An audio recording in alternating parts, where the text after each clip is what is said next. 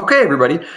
Thanks for being here. I'm really excited that you guys could be here and answer these questions. Our goal today is that to just offer some perspective or offer some thoughts for ninth graders who might be just feeling a little isolated or are a little curious about what they can do to kind of survive and thrive in this kind of tricky time. So I'll let you guys, first question is, what do you wish you understood about your grades and GPA now? Or what do you wish you, what do you wish you understood about it as a ninth grader that you understand now?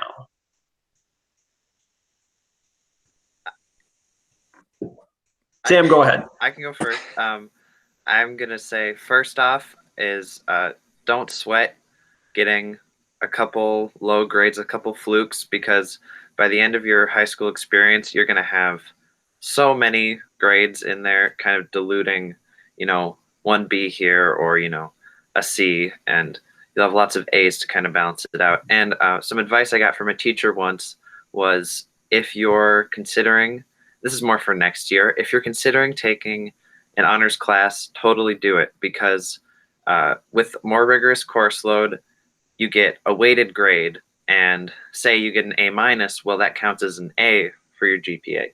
So if that's something you're considering, just go for it. Honestly, that's what I was thinking too, because when I was a freshman, I used to freak out about bad grades. I'm like, oh my gosh, what am I going to do? Oh my gosh. As long as you do your best and you keep trying, if you're trying to learn, it doesn't really matter. Because like you said, there's a lot of grades that go into your GPA come the end of high school.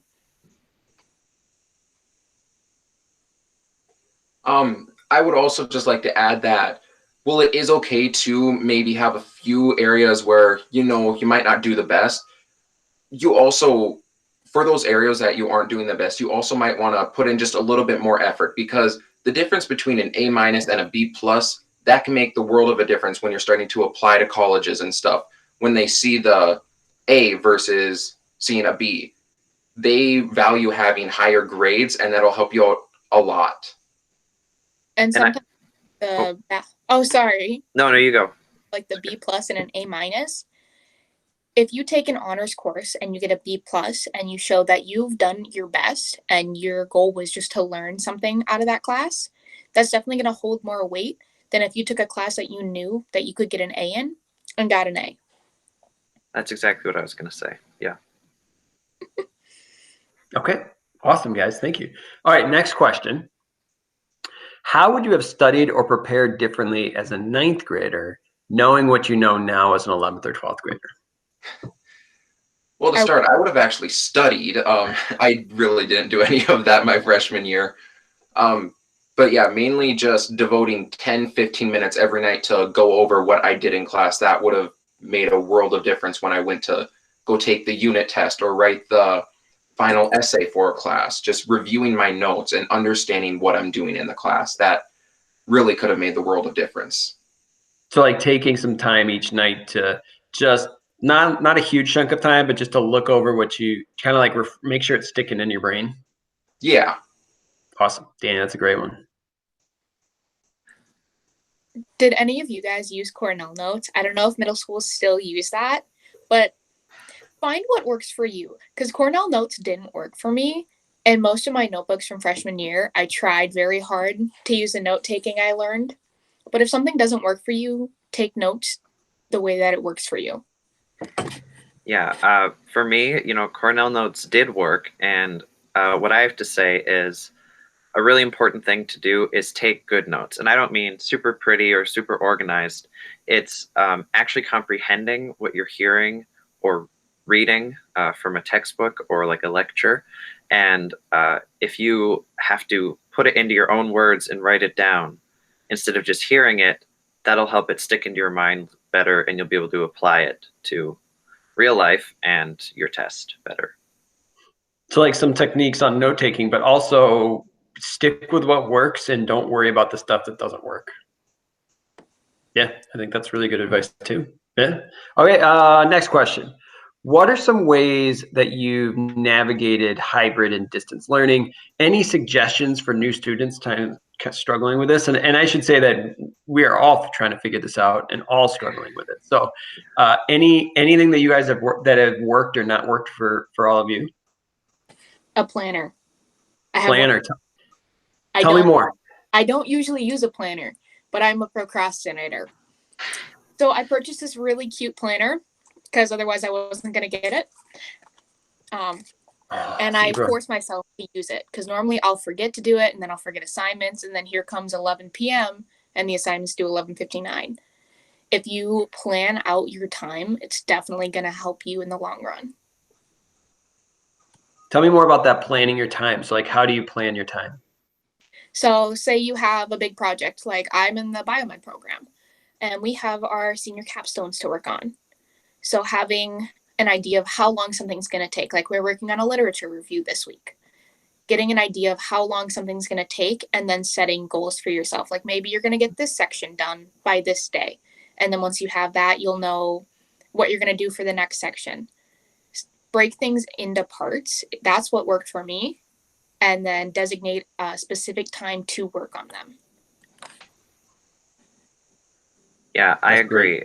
Yeah, making a list. Usually I make a list for the day or the week and just kind of keep adding assignments. And when you know it's time to work on those, you write next to them how many minutes that's going to take. You prioritize them and then literally schedule them. Say from after I wake up, I'm going to eat breakfast, I'm going to brush my teeth, make my bed, and then from 10:30 to 11, I'm going to complete this assignment.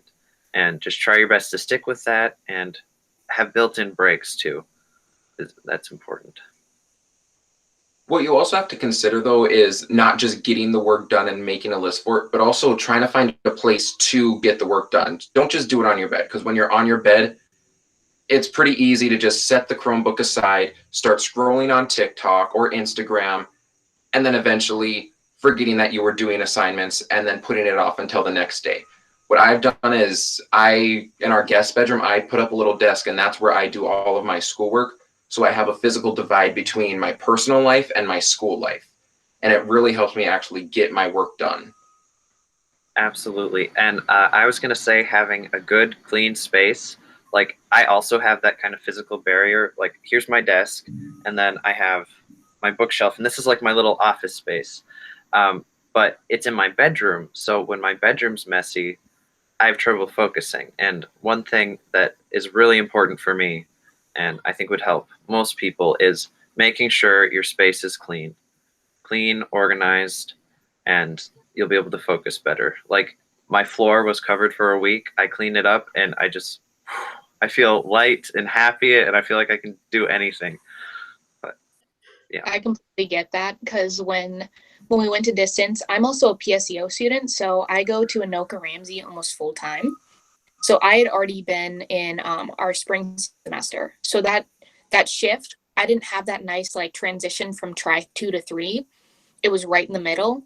So I decided I was going to rearrange my room. So this little area right here is actually where I work. And then I use the foot of my bed to kind of box it off.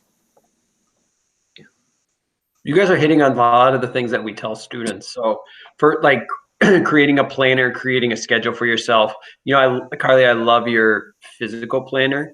Also, students use the calendar app. So with all of your student accounts, you can use Google Calendar. There's an app that you can access it and give yourself reminders through. Physical play, it's just, again, it's about what works best for you and what doesn't work best for you. But I also love the idea of like creating a space that is just your own, like a desk, something that is just for school. Because I think you would be surprised, like when or for students who haven't tried this already, they'd be surprised because your brain, it's sort of like sitting in a school desk, right? When you sit in a school desk, you know exactly what to do and how to think. And if you have a desk or a space or something that's just for school and sit there for it, I think that you after a while, it just becomes habit. I am in school mode now. This isn't where I play video games or relax or anything. This is where I do school. And then I get up and I go somewhere else, and now I'm not in school. I think we've found that that's a great technique for students. When it comes to creating a habit, something that we actually learned last year was it takes 21 days to create a habit. So even though you don't want to do it, like, or maybe you're trying, but you don't know how you're going to succeed. If you keep trying, eventually you can create a habit. Like I have a calendar right here. I have all my assignment guides printed out because I knew it was going to take me a bit to kind of get used to it. That's good. I think the piece to that too is that it's not easy, and to give ourselves some space to be bad at it, which is also really hard. Like this is a learning process. So something might work for a week, it might work for 2 weeks, and then it doesn't work, or you might think of something better, and you're just constantly growing in this experience. All right, guys, last question. You guys have been great. So last question. All right, so say you're struggling academically, or there's something going on at home or at school that you need to talk to somebody about. What are some ways that you could reach out for some help, either school-wise or personal-wise? What are some ways that you've reached out for help in our building for students who are struggling? Well, one of the things that I did was when I was taking honors Spanish, which I thought was going to be a good idea for me to do. Turns out that I wasn't the best at doing it, and I really struggled with it. But one of the things that I found that actually really helped me was I went and I talked to my counselor, Mr. Sturnagel at the time, but now he's not my counselor. I went and I talked to him about making a plan on like what happens if I'm not at a grade that'll, work out for me. If I have a C or lower, do I think about doing the pass fail system, or what do I do with that stuff? And I chose to do the pass fail system. If I got a C or lower, I would just get a pass or fail. And that really helped me. That motivated me to push for at least getting a B. And I did pretty good. And if I remember right, I actually ended up with an A- in the class. So just having that little extra push and knowing that your counselors are here for you when you need help, that really helped me out. I definitely relate to that story. So last year, I actually sat down with Mr. Cox and we had to figure out my whole schedule. And so I decided I was going to take on a very challenging schedule. I was going to take online courses for the first time. I was going to take stats online, do biomed, band, PSU. I was going to do it all. And I was going to make it work somehow. And instead of asking for help when I struggled, because I definitely did, it was hard. It was also working. I decided I'm going to do it myself. And while I passed the classes, I didn't do as well as I could have. So come spring, I still had a pretty challenging schedule. I ended up taking on more classes, but I realized that I needed to ask for help. And whether that was asking teachers I've had at the high school, asking people I know in my life, asking friends, kind of delegating work, asking my professors, asking people in classes, whatever I needed to do, I did it. So I ended with like A's and B's instead of C's. Yeah, a big thing is just talking to people, and kind of you have all these assignments kind of rolling around in your head, but back to making lists and planners, put it down on paper and give the time slots and talk to somebody about it, because sometimes even after you put it down on paper, that list is overwhelming and it's hard to get a grip on, how you're going to tackle it. So make that list, talk to somebody about it, just, totally reaching out. Yeah. Also, your teachers are pretty good at helping. I mean, they're here to teach you. So if you ever are struggling with doing a math assignment, you can always email your teacher saying, hey, I'm struggling with question 13 on the homework you just assigned. Could I get a little help on that? Or are you available to meet after school? I know that that's not really a thing that we can really do right now because of COVID and everything, but even still, just shooting out an email and asking them for help, that you can really change up how you're getting things done and actually figure out a way that works for you and how to do it. Yeah, and even plan an extra Google Meet just with you and the teacher and just sit down and get things in order. When you do that, sometimes it's really helpful also. Take a picture of your work. Even if you're nervous, like I got it wrong, they're like my teacher's going to tell me I'm wrong, what am I going to do? Take a picture, because we can't really meet after school. And that's something I've had to do. Send them a picture so they can see where you're going wrong. And then in that Google meeting, you guys can actually work through that. So kind of what I'm hearing you guys say is, first off, you guys have all been there, right? Taking too many classes, or it's not working out, or distance learning is hard. We're not used to learning this way.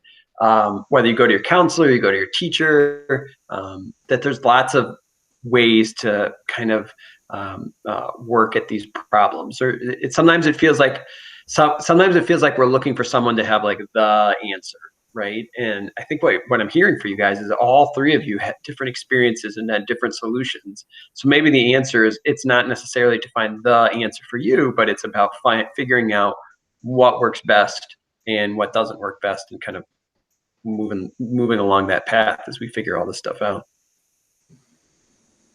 All right, I should have done this at the beginning, but maybe to close off here, we could just all introduce ourselves. Definitely should have done this at the beginning. I am Mr. Cox. I am one of our school counselors and a link crew coordinator. I work with students whose last names begin with A through CH. I'm Samuel Iribe. Most people call me Sam. I am an 11th grader, and this is my first time being a link crew leader, and I guess a couple groups I'm in. I'm in the orchestra and jazz, and I'm kind of the bassist, I guess. one of the basses, and also I'm on the high school boys swim team. So just check that out, I guess. All right, I'm Carly. I'm a senior. I'm also a link crew leader. I'm not wearing my fancy shirt like everybody else, but I have a cardinal. Today is laundry day. Some of the things I'm a part of the band program, like I've done pep band, marching band, color guard, anything band related. I'm also in the biomed program, and I'm a student at Anoka Ramsey Community College as well. Hi, I'm Danny. I'm a 12th grader, and this is my second year doing link crew. Some things that I do, I'm an avid choir kid. I basically structure my life around music. I'm in AP Music Theory right now, so that's fun. I also do a lot for the theater department at Coon Rapids High School. Definitely suggest you take it out. And little shameless plug, we're actually in the middle of doing our fall show right now. We're starting Tech Week starting this Wednesday, so be on the lookout for when our performance dates are. I believe they're the 13th, 14th, and 15th, if I remember right. Yeah, I'm a part of that too. So yeah, 13th, 14th, and 15th, all virtual. Yeah, you can find more information on the Facebook page and the CRHS Theater website. Awesome. Thank you, guys. Thanks for all coming in today. Thanks for answering these questions. If you guys need anything, let me know, but really, really appreciate it. Of course.